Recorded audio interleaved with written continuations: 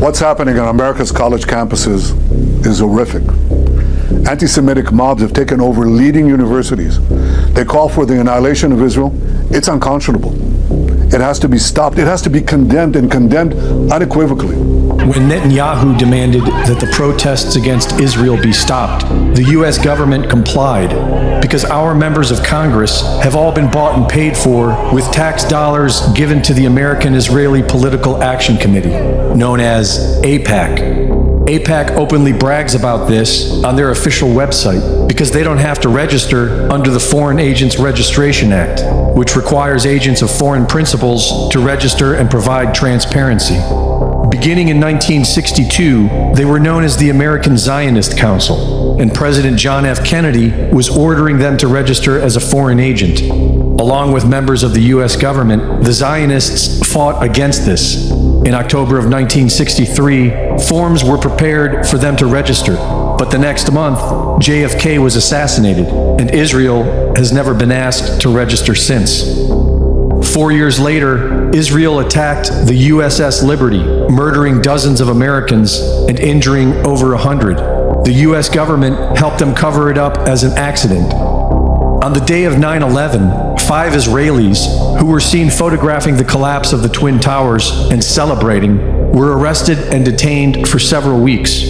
In documents later released by FOIA requests, the FBI redacted their faces in pictures where they were posing in front of the burning towers and described them as being happy and jovial. One of them stated, "Israel now has hope that the world will understand us." The end of the declassified document asks if they had foreknowledge of the event and were there to film it, and the answer was redacted.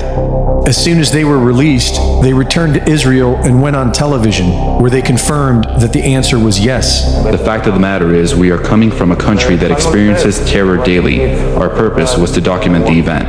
The dancing Israelis had fake student IDs, and several accounts of suspicious Israeli art students were reported to be infiltrating government buildings. Over 100 of these Israeli art students were arrested. Fox News reported that these art students served in military intelligence and explosive ordnance units. The majority of those questioned, quote, stated they served in military intelligence, electronic surveillance intercept, and/or explosive ordnance units.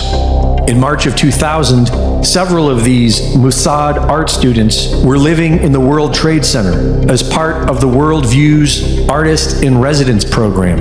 They occupied floors 90 and 91, where walls were unfinished and structural beams were exposed. A member of this group of artists, Hanan Sarfati, was arrested by the DEA as part of the Israeli spy ring. But the identities of an additional 14 Israelis who were with him have never been released to the public. These Israeli artists were sharing the space with a group of Austrian artists known as Gelatin, who were working on a project called The Bee Thing that involved removing windows on the 91st floor of the North Tower. A small balcony was constructed for people to stand on while photographs were taken by a helicopter. Another group called E-Team managed the helicopter with the designation number N666LH. This helicopter was to be in an art exhibit memorializing this project scheduled for September 11th, 2001. In March of 2001, E-Team had an art project called 127 Windows. Officially, they were going to write their name on the exterior of the tower. They had an artist's rendering of what the project was supposed to look like, but it never appears to have happened. And on 9/11, American Airlines Flight 11 crashed into the exact spot where they were supposedly preparing to do this. In 2001, Gelatin published a book on the project and described it as conspiratorial work. It includes a drawing of someone falling headfirst from the 91st floor with the words, 300 meters of pure pleasure.